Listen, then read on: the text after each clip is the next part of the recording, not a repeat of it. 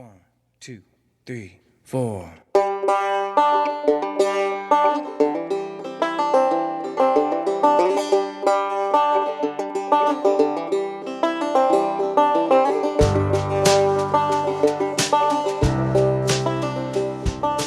Where arts and culture summits the airwaves, this is the Nine Rails Arts Podcast. I'm R. Brandon Long alongside Todd Oberndorfer, and we are the Banyan Collective, arts and adventure podcasting since 2010.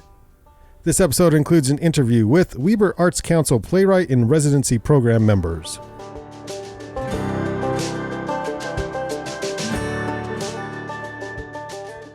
This episode is supported by the Union Creative Agency. Union Creative Agency is a stakeholder-centered design agency focused on infusing creativity, culture, and strategy into communities and organizations. Union Creative Agency works collaboratively with clients, community partners, and stakeholders to understand needs, envision an ideal future, and build a pathway to success. We believe arts and culture are keys to catalyzing better communities, organizations, projects, and endeavors. With successful collaboration as our key driver, we work intimately with our clients, partnering organizations, and stakeholders to create projects designed for impact. Union Creative Agency has a local influence. Yes, they were responsible for the Ogden City Master Plan for the Arts and Culture, as well as the Master Plan for the Nine Rails Creative District. For more information about Union Creative Agency, reach out to unioncreativeagency.com. Eastbound and down, loaded up and trucking, but we gonna do what they say can be done. We got a long way to go, and it's short time to get there. Hey, I'm eastbound, just watch old bandit run.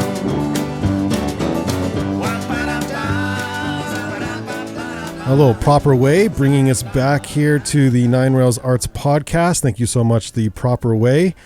Todd, you're involved with the Weber Arts Council in some ways, aren't you? Yeah, so I had some extra time. Okay. And I was approached by both Diane Stern and Kathryn, MacKay, two of my very good friends, to get a new seat on the Weber Arts Council. And so the very first project, now we're going to learn more about this in this particular episode, but essentially this is a group that's been around, and so this is kind of a reboot.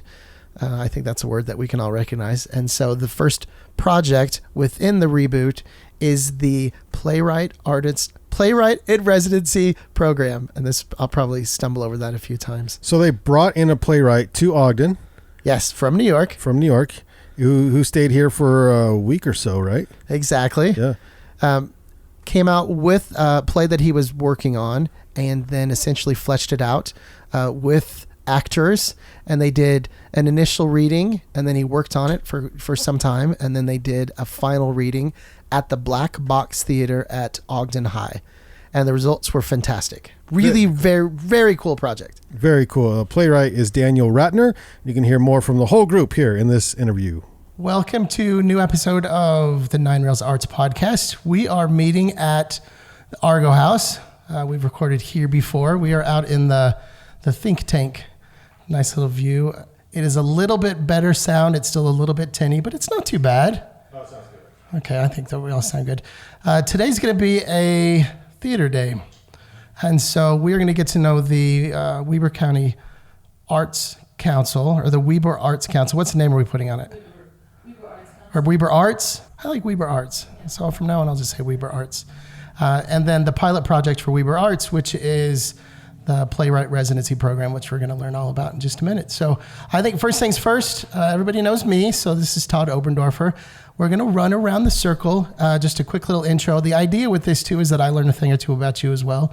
And so where you're from, what you're working on, and we're going to focus a little bit on this Playwright Residency program in particular, in addition to getting to know Weber Arts just a little bit. So let's start with you, Daniel. Great. I'm Daniel. I'm from New York City. And I'm the playwright in the Wasatch Playwrights Residency. Excellent. Diane? Diane Stern, and I'm with Weber Arts. Kathryn? Hi, I'm Kathryn, and I'm with Weber Arts. And Cole? Hey, I'm Cole Stern, and I am the program director of the Wasatch Playwrights Residency. Excellent. Well, that seems like a good place to start right there. So let's probably take it back just a half a step. We're going to start with Weber Arts. This is a group that I am currently involved with. in this capacity, I'm on the board, but in an area that I hope I can provide just a little bit is telling some of the stories from Weber Arts. And so I'd really like to start with Diane and Kathryn on this one about where it started. We're going to do this little nutshell because we'll probably could do an entire episode on just the history of Weber Arts, kind of where it started, where it went, its come back again, and what its sort of basic goals are. Great. I'm going to take the lead on this. Absolutely. A few years ago, a group of friends got together. We were all connected in some way with the arts and decided that there needed to be promotion, some coordination, some sharing of ideas. So we came together and decided that we would try to put together some kind of an organization. One person who was with us was Diane Stern, and she stepped out ahead and got the nascent organization into a serious organization, something that would really do the work. And it became the Weber Arts Council, connected with the Utah Division of Arts and Culture, Arts and Heritage, really serving as a support, as an encourager, as a way to support emerging artists, new arts groups, and Diane, you might take it from here. Well, the thing is that originally when we formed the Arts Council, we were able to access funding for artist projects for artists who did not have a 501c3 or a nonprofit status. And that was really important at the time. It still is important.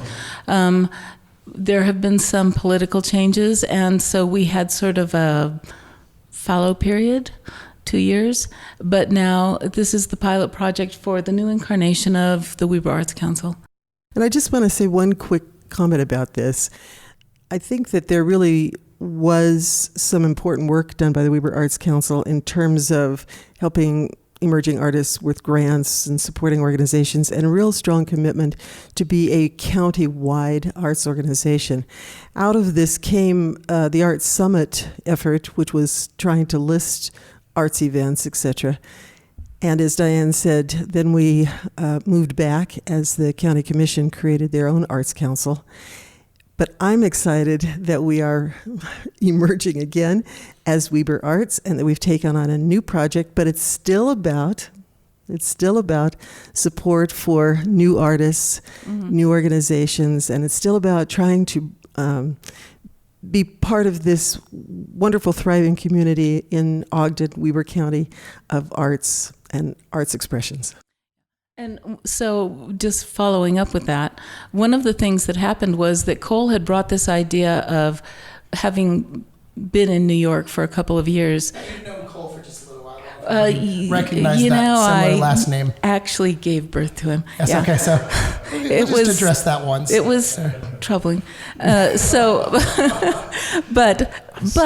the thing is, he had been in New York for a couple of years, and he brought the idea of why couldn't we bring a program to Ogden where it was actually affordable to put together a program with an emerging artist and rent the space and have the theater, and we have good theaters here, and have the people to support it. And so I totally credit him with that. Yeah, the people to support it was actually a big thing, was that I was born and raised in Ogden. And I went to OHS, I went to Mount Ogden Junior High, and it struck me that our community is invested in arts. I think that how much people love dance in Utah, for some reason Salt Lake City has, 3 world-class dance organizations, and how much people love the theater. People love to put on theater shows, community theater shows, or more professional works, but no matter what, there's a big groundswell. And I wanted to see if I could connect people who were in the very you gotta hustle to make it vibe of New York, these artists who had nothing, and it was very much, I guess I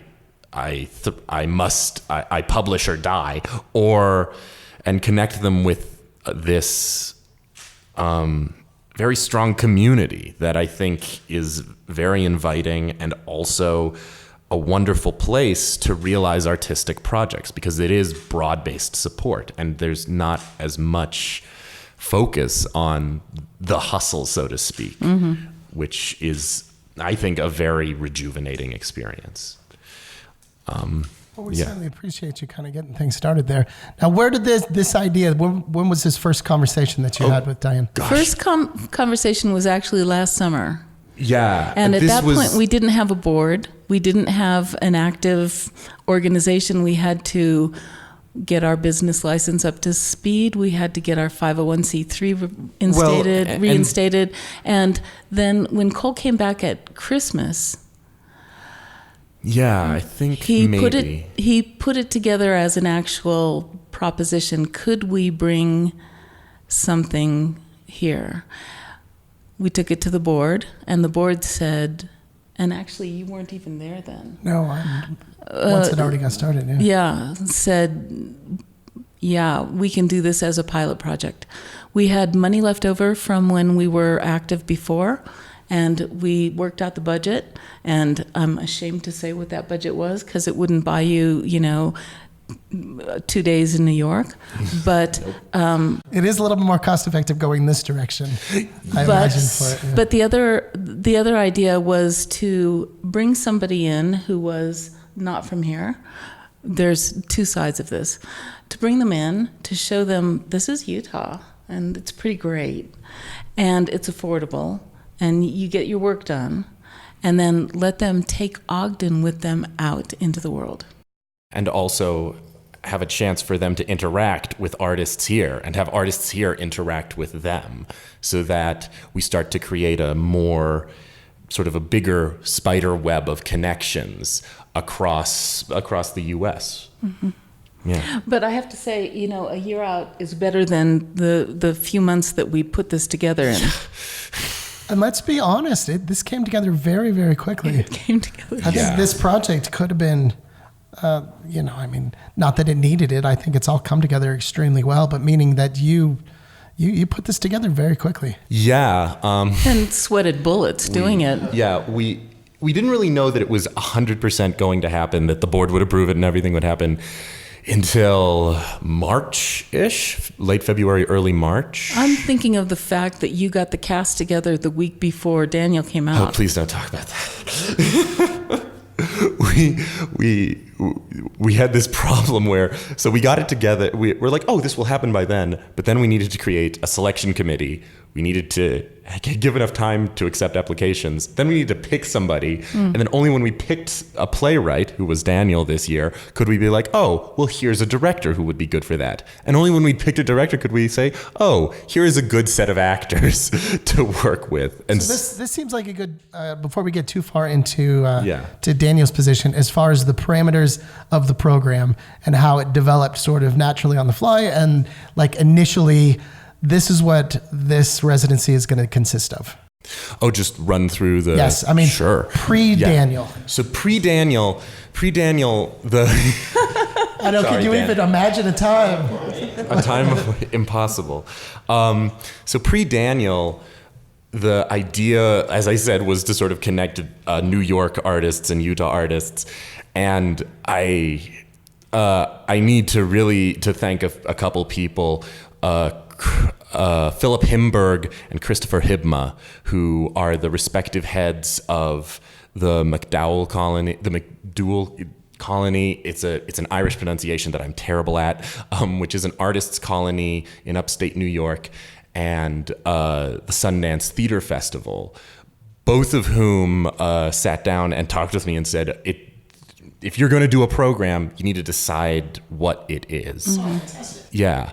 And what I realized, what we were looking for, our community in a program, was not the traditional sort of writer's retreat where you go and you write and you write and you write and then eventually you go home. What we were interested in was a process of being able to hear something on its feet, to have actors and directors here have a chance to interact with that work directly, and a chance to put up not a fully staged production, but to have a product at the end of it that was more than just the number of pages that the writer had written or that the writer had edited. I'm just going to add that one of the benefits here is to hear the script originally and then have a little bit of time where the work is being done and then to see the progress. Yeah, and I do need to thank, as far as how we scheduled writing days and rehearsal days, I really, really need to thank Hibma, because he sort of ran me through, okay, if you have it is very hard for writers to hear something one day in rehearsal and then be like, okay, write something new tonight and we'll put it up in the morning. That'll be good.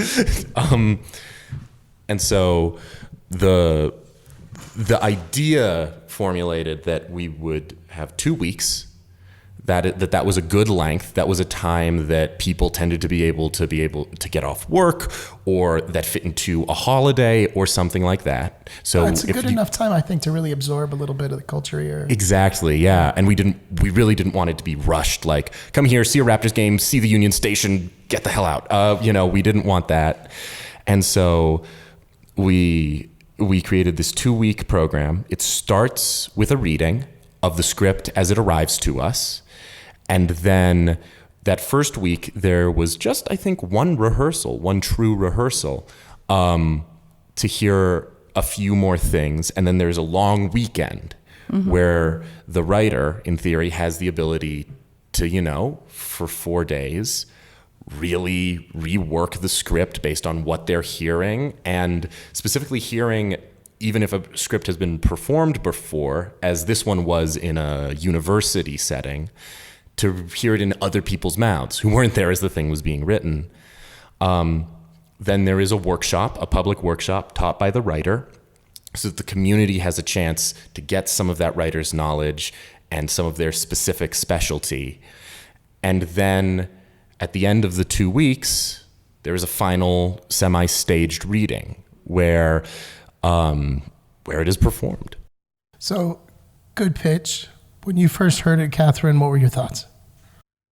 I was very excited about it because, again, it is possible to do something like this in this place because of this strong theater community. I mean, it really was possible for Cole to put out a call and find actors within a very short period of time. That was possible.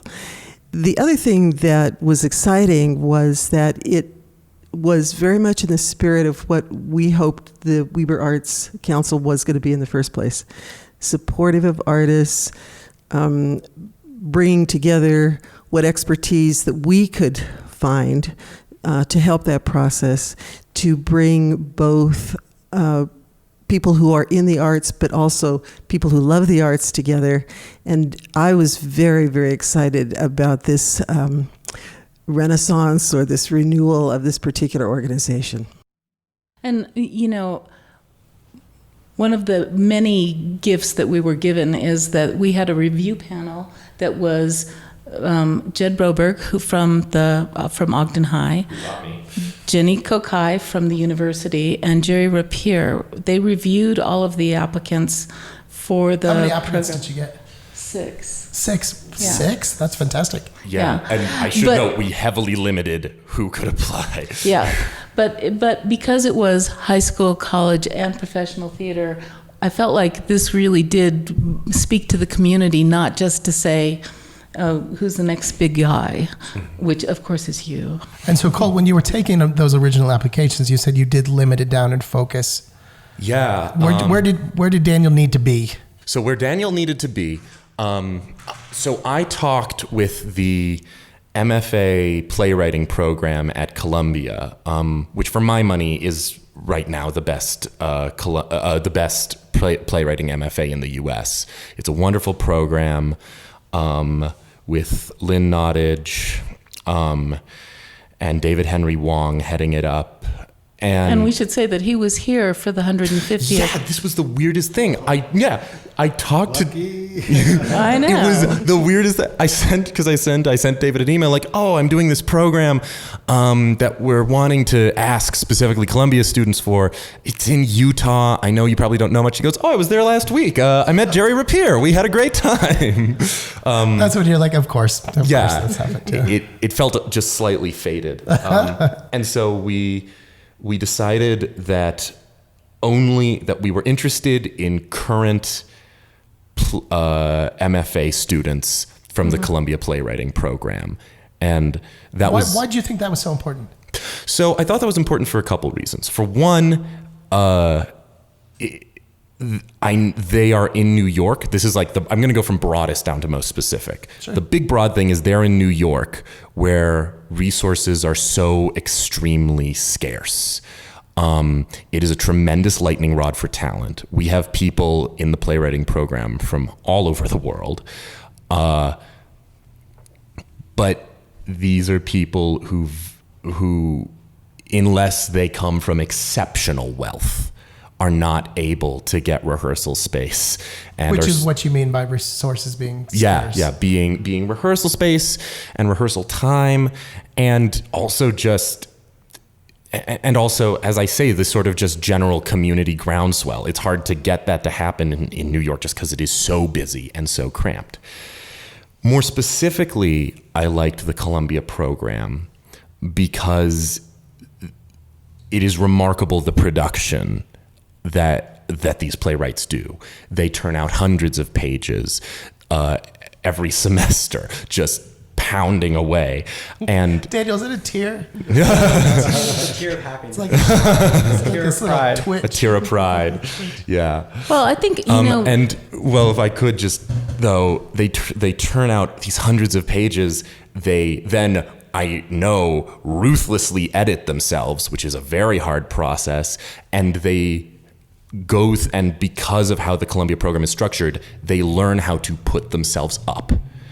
And that was critical, is that if we had a playwright coming out who was going to have these resources, who was going to have those 2 weeks, I wanted to have some assurance of quality, but mainly an assurance that these were people who knew how to produce their work. In a certain amount of time. In a tight amount of time, and who were able to work with new directors and new actors who they might not have encountered before. And I felt that the Columbia program was like the golden, sort of the Goldilocks zone for that. That just checks off every box that I can imagine. And so that got narrowed down to about 6. And then those 6 were submitted to the board. And this was before I jumped on. Did you? So it was a review panel, and it was important that we had a review panel that was independent of the board. Okay. It had to be, and as I said, it was compiled from high school, university, and professional theater. And I also want to stress independent of me, because I, of course, also went to Columbia. I'm still going to Columbia, and we're hoping he's going to graduate someday. And it wouldn't, yeah. So also, I should note independent with me. Yeah, no, good point. But the other thing is, and this was sort of almost incidental, because the group that reviewed all of the applications felt that this play was strong, both because of the immersive qualities that you had originally put together. They also felt that the place where it could advance was through script and character development. And so that was something that they put on you. But the subject matter is so incredibly current in the US, but also in Utah in particular, of addiction and recovery. So that is a perfect transition into the winning choice, of course, which is Daniel Rattner right in front of us. And so tell us a little bit about your original idea, where it started. Was it part of your program? Was it outside of that? So the play started as what we call our second year project. So in the second year of the MFA, the playwriting students get the opportunity to put up a full-length production, which is sort of like a warm-up for your thesis. And it started, the idea of it basically came from knowing people who struggled with addiction, who had gone to rehab, and being not only curious about their experience and wanting to know what it was like to get treatment, but also a sort of personal feeling of frustration for anybody who knows someone who's an addict, of just, why can't you get better? Why can't you just, why can't the doctors help you? Why does it not only take so much work, but it involves so much progress and relapse and progress and relapse. And that also felt a bit to me like how we feel as a society in this current moment, whatever sort of side of the political aisle you're on. There's definitely a feeling of taking one step back and then one step forward and then two steps back. So those are the sort of things that I wanted to write about when I set out to do the project last December was when we started. So this sort of began in December. Yeah, I think I started working on, we did our first couple of workshops without a script in October and November. I knew I was sort of interested in finding a play that used the model of addiction treatment to sort of put people in groups and talk. I knew I was interested in immersive quality, and I didn't really have the story yet, but I wanted to do a few workshops just to see if it was possible to put strangers in a room and give them some characters and have them have a conversation, which we found it was. And then the script sort of started in earnest in December, and I built characters around the conversations we had. And then we went into rehearsals early February, and we had the production the first weekend of March. And then how did you feel about your script at that point when you submitted it for this residency? Well, so much of the work we had done in rehearsals and for the production last winter, spring had been around figuring out how to do the immersive bits. So the way the play works is it's set in a rehab center, and when the audience comes in, it's a group of about 15 or 16. They're sorted as either patients or volunteer staff members, and they go through the treatment. They're chosen as they come in? They're chosen. You essentially get sorted as you come in. You do like a little intake form about what you might want to work on, and it doesn't have to be an addiction. It can be, I want to stop biting my nails. I want to sleep better. I want to be less anxious, whatever you feel like is your personal goal. And then you get sorted as a patient or a staff member, and then you go through the play with the characters sort of sitting in all of their treatment scenes with them, and you're given the opportunity to share and to talk about your own experience as you're watching the story play out about the patients and the staff in the clinic itself. Well, I think it's an incredibly clever idea for a performance, just straight out, and then what you actually delve into, being something different. All right, so we've sort of made it up to the point. At this point, you've now flown out here. We've met a few times. And we're kind of at a good place to talk about this because you're sort of wrapping things up. Mm-hmm. The final work is done on, 2 days from now. This will probably be released, a little bit further down the line. Yeah, and it was brilliant. There was a massive turnout, Diane. So you're not, because this is after the fact. Yeah, exactly. So you can relax about that as well. There was a lot of people there that needed to be there. Let's just say it was the right people that were there. I feel that strongly. Yeah. And so kind of take us through these last couple of weeks for the residency. Yeah, it's been an amazing couple of weeks. I have to say, it's certainly unlike any experience that I've had. And I think unlike any experience that most playwrights, certainly early career playwrights like myself, get to have, just the time to write, the resources, the actors, the director, Cole and his family being such wonderful hosts. I think, as Cole was saying, it's so much of living in New York is not only about hustling to get noticed as an artist, but also hustling just to make rent each month, finding places to work. So to sort of be able to, we're talking in the room that I've been doing most of the writing in. And so just be able to sit here and look out at the mountains when I'm stuck. It sounds kind of corny to say, but it really does open up the way that you think. I found it much easier just to drop in to my writing and be focused and not have sort of so much noise around me, so many outside pressures. So I felt it's been a really good opportunity for me to dive into writing, to dive into the story and the characters, as Diane was saying. So I mostly did a bunch of rewrites last week, and then the last few days we've just been putting it on its feet and watching the actors bring it to life, which they're doing. Cole, I think it's a good time. Maybe you could talk about your director's selection, the actors that you chose. Oh, yeah. Well, I do want to give a big shout out to our director, Pedro Flores, who has just been phenomenal throughout this whole process. And how did that relationship develop? So it was interesting. I reached out to, Jenny Kokai was on the board that selected Daniel from Weber State University. Who we love. I did a panel discussion with her, I think last year, she's fantastic. Yeah. Oh yeah. Jenny has been just so great throughout this whole process. And I reached out to her and just asked, who are some students who you think have good instincts about theater and who are starting a directing path, Okay, so keep that thought. Good instincts about theater. What does that mean? Oh gosh. So here's my little little backstory for me. So I'll ask Brandon if he has a little bit more theater background. Maybe it's more of just on the acting side. So theater was important to me in my last couple of years of high school, but more on a social sort of setting. I was involved with some of the set design. I would design posters, that type of thing. But that group became very important to me. I think that was my very first trip. I was living in Kansas City.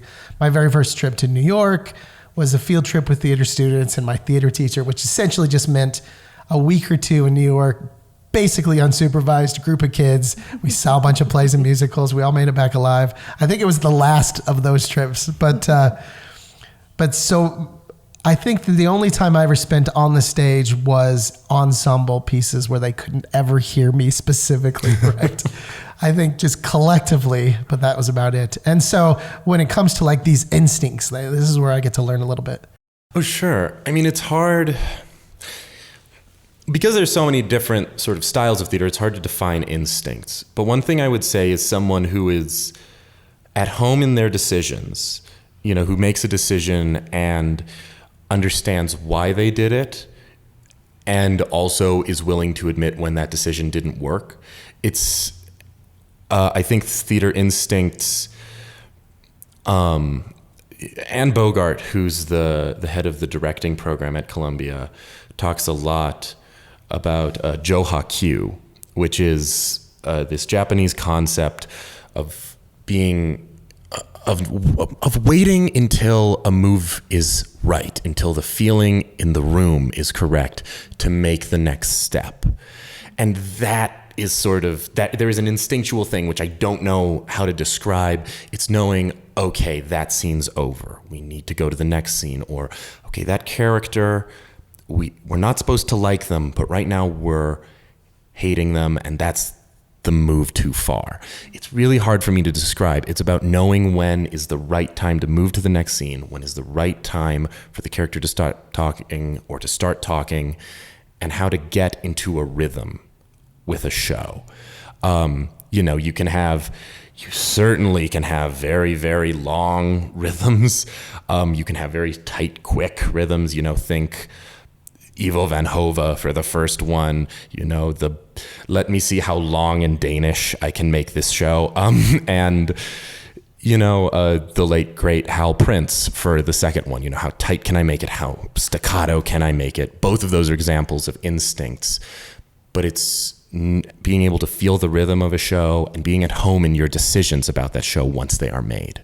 Because there's obviously, I'm sorry, go ahead, Diane. Well, I was just going to say, I think part of it is instincts in theater and in dance is a willingness to surrender, so that you give up, you go into what the process is, what the script is, what the movement is, but you're willing to let go of your personality per se. I mean, it's always going to be there, but you move into that other place that it's part of that different piece of work. Yeah, that is a good thing to say. That another thing that I was looking for, especially in so tight a process, and especially with people who may not have ever met or worked with each other before, was are you capable of serving the production first?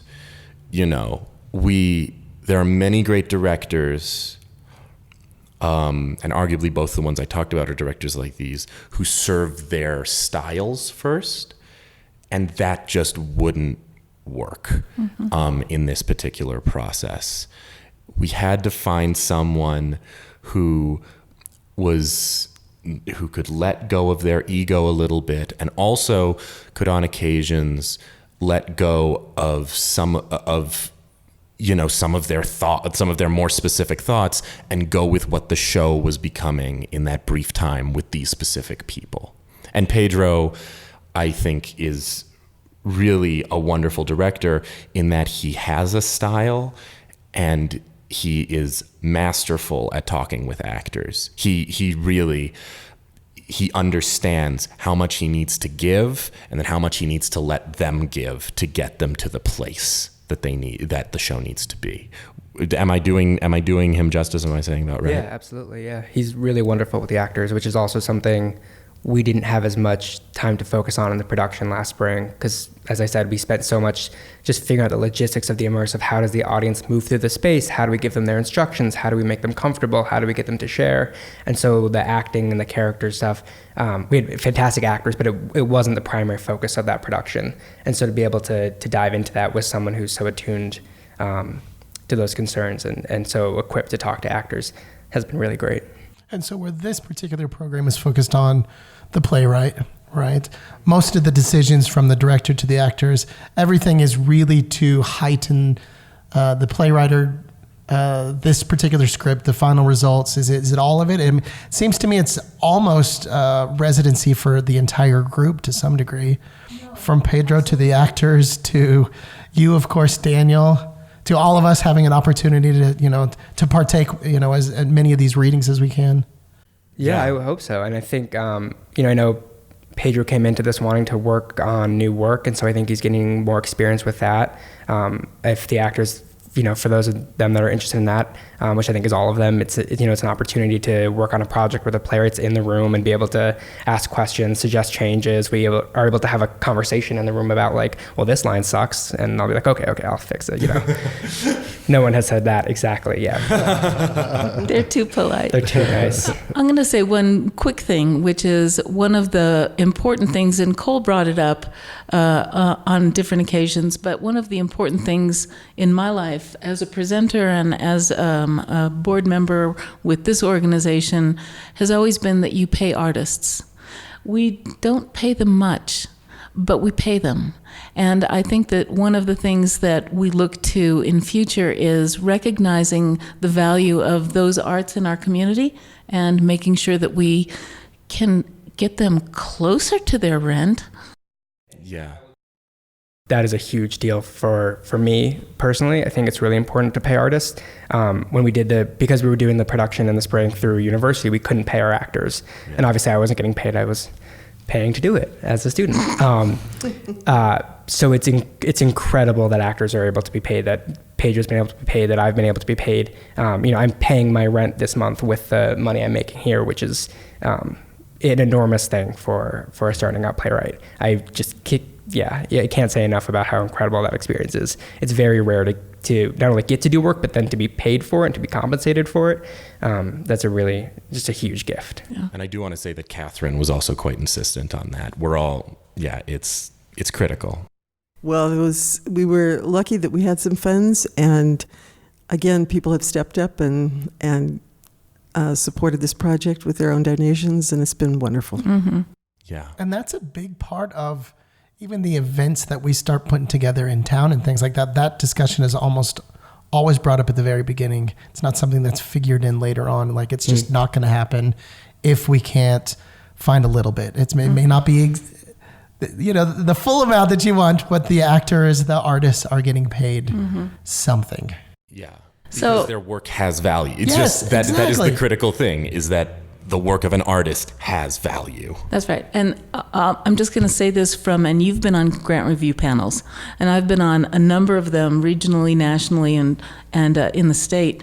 And one of the things that is always taken into consideration is, are you paying the artists?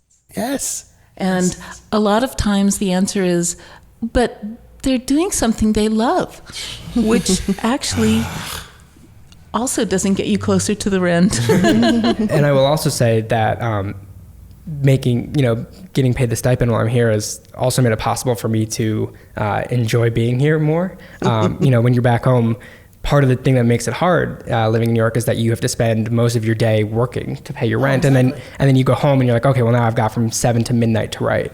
And now I finish work at 5 every day, and I've been able to go downtown. I've gone on to the mountain the last few nights and just sat while the sun set and read my book. And it's just an extraordinary experience to be able to do your work as a writer during the day, and then be able to live your life afterwards and not have to have your writing come second.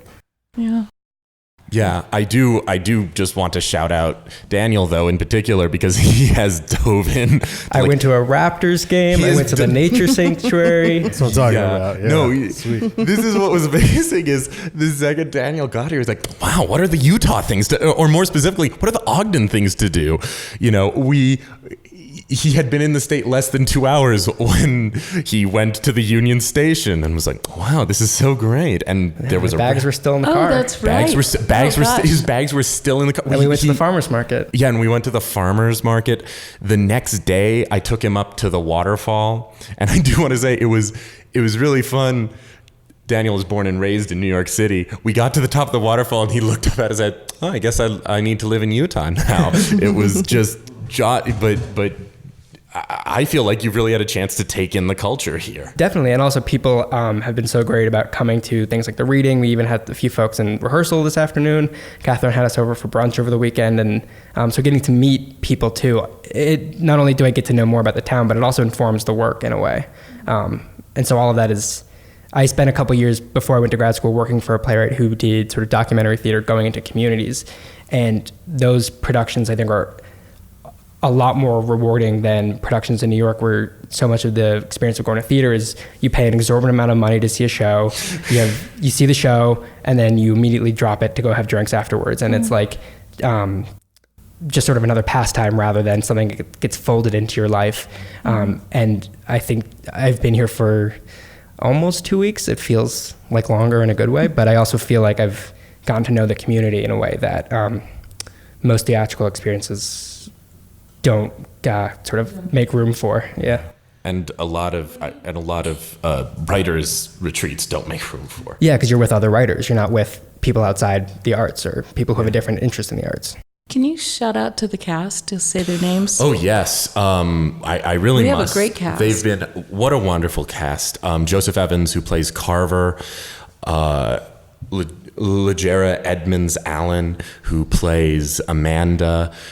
We have Lindsay Harding, who plays Marielle. Sorry, we literally just came from a full run of this show, but somehow they're gone. And then Jan Hamer, who plays Jane. I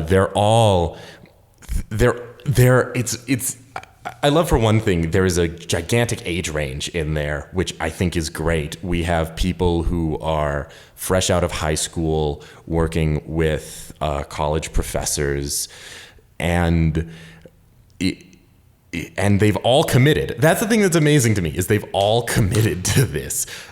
I want to say specifically about Joe. Joe came to rehearsal and we said, oh, it's going to be 2 weeks. We're going to be changing the lines a lot because that's part of it. Joe came to rehearsal off book. We said, Joe, what have you been doing? He's like, I don't know, man. I just sat down and started going and hey, presto, here I am. They are so committed and it's beautiful. I highly recommend all of them. They're wonderful. Okay, so take us. I think you got lucky. You got a good cast here. Perfectly so far, it sounds like. Take us through the very first reading and then maybe some expectations or thoughts on the final reading. Okay. First reading, it was for Jan, God bless her actual first reading of the script out loud, because she had to run down from a meeting and get here just in time. We held it here at the Argo House in their gorgeous suite. No, that's a perfect time to talk about the Argo House too. And again, a program like this benefiting so many different places and people. And this building, we're of course familiar with. We podcast from here. I go to meetings here all the time. A nice incubator for talent and offices and that type of thing. And so this is unique.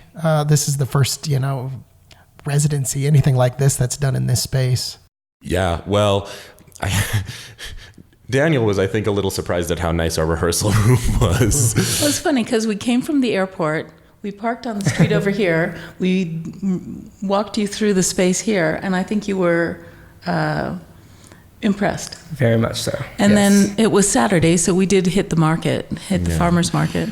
Yeah. But That's a perfect intro. It's nice to come in on a Saturday for many reasons, but that's one of them. Yeah. Well, and the play's going to be presented in a wonderful space, a historic space. Yes, exactly. A space that the community fought long and hard to save. And this is the Ogden High School Black Box Theater. And so we're very excited about linking up that wonderful space with this wonderful space and all the efforts that have gone into, again, I think this is the wonderful thing about theater, dance, music. These are art forms that are very communitarian. That is, of course, individuals are highlighted, but it does take everybody to put on a show. It really does. No, it truly does. There's a good question for Diane and for Kathryn, both of you, as far as choosing these locations. How did that come to be? Okay, so actually, it was fortuitous because when we reestablished the Arts Council, we didn't have an office space any longer. We didn't have an address. We didn't have even a website. We're using my phone number. That will change someday. But they had a subscription here where you could have, I think it's 8.5 hours a month. 9 hours, yeah. Yeah, for $200. So for us to be able to do board meetings here, to be able to do a reception here, that seemed like a good thing. What happened was, because we were still sort of regathering ourselves, we didn't use it. We paid the subscription rate, but we didn't use the time for the first few months. And when this came together as a residency, I sat down with Lauren Argo and said... Rollover minutes? Did you have some rollover minutes? We did. So this is it. I sat down with her. I said, could we just kind of push everything into 2 weeks and do it like that? And they were so accommodating and said, yeah, let's do it. This is the kind of project we want to see here. So that's how it happened. Yeah, and I do. And for the final performance, Kathryn is very right. The historic Ogden High School, where I went to high school, and also, not to brag, I was in the first production in the new Black Box after it was completed. My high school years lined up just right, and it is frankly ridiculous that our high school has a theater like that. All right. So I want to say one thing, which is that it was a WPA project. Yeah. That was how that high school was put together. I went to the same kind of high school in La Jolla when I grew up, and they didn't restore it. They didn't give it all of the earthquake stuff that they did here, and it did cost millions of dollars, but they put the effort and the time into it. They tore down my high school. Oh. But that so easily could have happened if it those could decisions. No, it could have done. Yeah. Yeah, and I'm thrilled that we can have it there because it is number one, a really remarkably great theater for any place to have, let alone a high school. But also, it's one of our selectors works there. Jed Broberg, who taught me and who taught actually Joe as well. He works there, and he has been really wonderful and accommodating to, letting us in the space, letting us see it, telling us about it, and telling us, its technical abilities. And it is a space at the heart of our community, and I think that is an important thing. Mm-hmm. Okay, so this is, and we're kind of wrapping things up just a little bit here, and this will be kind of a funny, awkward question, maybe a little bit worded at least. And so half of the experience obviously is between the group that we've been talking about, the director, the actors, the playwright, yourself, everybody. And then the rest of it is the community, the audience, that. And so the fact that this will be released after the fact, but while I have everybody in the room, what's the best way we can experience our side of this equation as far as theater goes? As far as this event that comes in on Saturday, as far as sort of submitting ourselves to in a certain way, pushing ourselves out of our comfort. As a writer, what do you like to see out of an audience? I think that's tough because I think a lot of the role of the artist is to make the audience feel comfortable and at ease in a way that they can bring themselves to the performance. So I think it's a big burden on the artists themselves to come to the audience. I think so often we talk about how do we get audiences in, how do we bring people into the show, and I think it's really a question of how do artists find people and come to people. But I would just hope that anybody who wants to come and attend this show, at any show, is just willing to try anything once. And so let's say, for instance, and I'll let you go back to your thought there in just a second, that it's a full audience and they're engaged. What would still be your ideal? They want to be there, their participation on an audience side. Well, in the show itself, there's room for about 16 people to participate, the ones who get cast. So actually participate. So actually literally talk, to be willing to share things. I think the other thing I would say, I'm a big proponent of audiences not sort of sitting quietly with their hands folded neatly on their laps. Audiences being vocal, audiences being engaged with the piece, participatory in it, even from a spectator standpoint. I don't know if that answers the question, but I think we have this idea that there's so many rules about how you're supposed to experience art, and especially with theater. And I think just bringing your honest to God natural reactions to it is the best way you can be a participant. I think it's important to remind people of that. I think a lot of people are uncomfortable in certain environments, and for some reason, theater sometimes is that place. So Totally. I was a presenter for a lot of years, and I presented a lot of chamber music. And when I first started, I had a group called the Amelia Piano Trio, and they came in, and people applauded between movements. And that was something that a lot of chamber music people, performers, they don't want to hear that. They get kind of uppity about it, actually. The Amelias were like, we like it if they applauded any time. And I think that there are two things. There's that. So there is just being present in the moment, going ahead and being part of that whole experience. There's also, my friend Shane Osguthorpe said at one point about performance, must be present to win. I think that's good advice across the board. Yeah. The one thing I always implore for audiences as far as participation is one simple thing. Be willing to go and be willing to try. You know, it might not be for you, but be willing to try something new.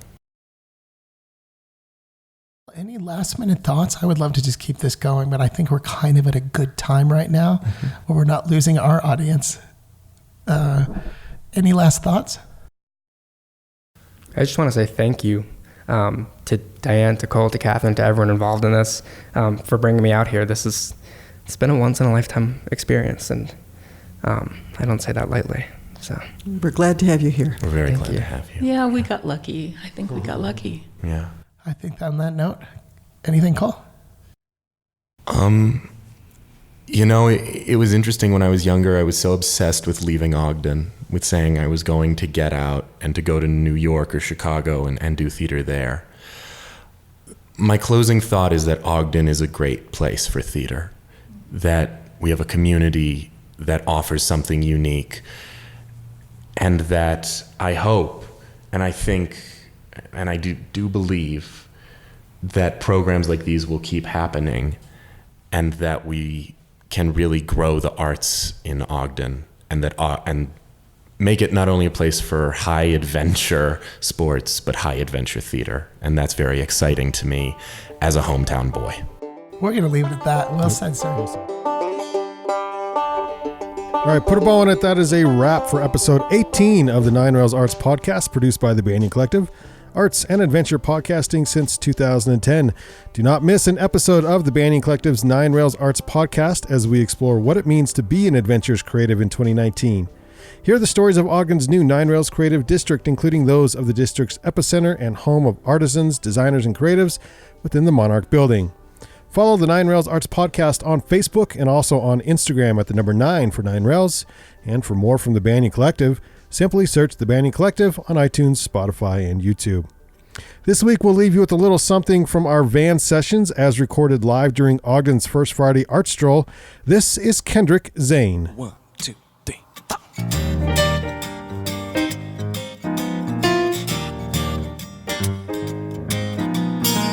The social scene is not all that it seems.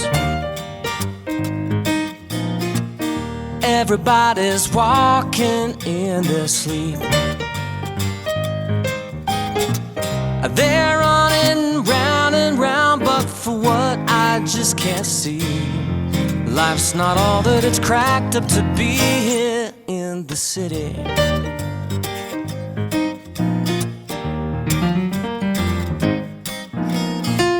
I need to feel the country breeze through my hair.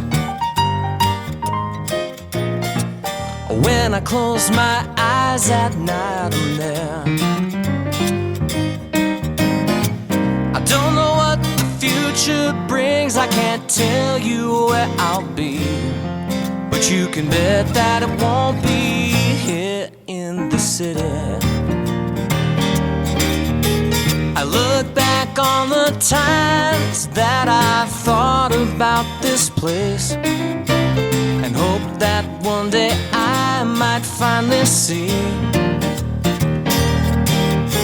But now I'm here, I must confess, I lack a happy personality. One small bite from this big apple, and the taste was oh so bitter, bitter to me. 4 months here, I'm wasting all my time. Got nothing to show, I haven't made a dime. I don't know what the future brings, I can't tell you where I'll be, but you can bet that it won't be here in the city. Here in the city.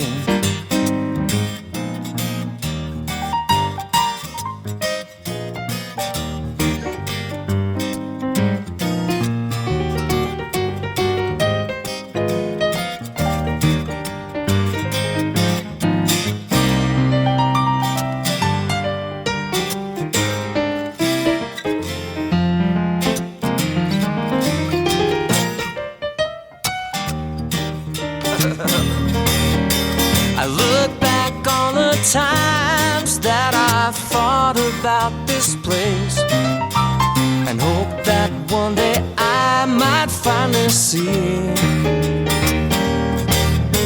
But now I'm here, I must confess, I lack a happy personality. One small bite from this big apple, and the taste was oh so bitter, bitter to me. The social scene is not all that it seems. Everybody's walking in their sleep. They're running round and round, but for what I just can't see. I'm chasing another man's dream here in the city. I'm afraid I'm not made for life here in the city. Life's not all that it's cracked up to be here in the city.